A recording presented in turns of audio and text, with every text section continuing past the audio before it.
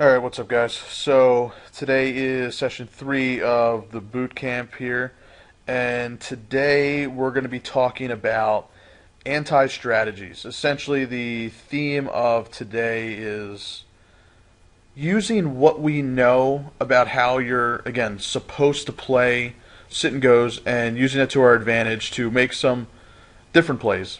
Like I said, anti-strategies, but also we've talked so much about how to exploit the regs, and we're going to be talking about how to exploit the regs here as well. But also, we're going to be getting into how to build some value against the fishy players to then build our stack in, again, some unconventional spots. And that always comes back to the regs because we're going to hopefully build our stack larger than the rest of the table. It's going to allow us to make some other moves like opening wide, handling the push-fold game better, which we're going to talk about in next session. So it all comes back to that about getting an advantage overall over the entire game. So today is pretty much, we talked specifically about, in last session we had one common theme, opening up wide, when to do it, why to do it. Today there's going to be about 4 or 5 different strategies. So we're going to jump from one to the other. No real consistent theme other than anti-strategies. So why don't we jump into it? So just a quick recap.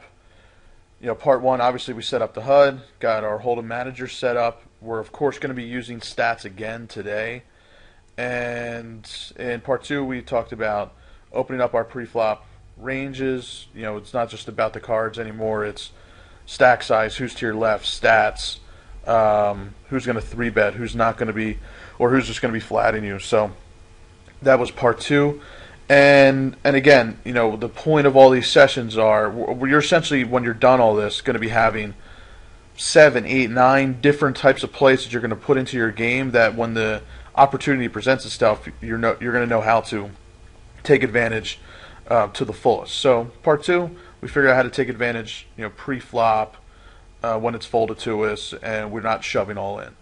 So today we're going to add in a bunch more plays as well.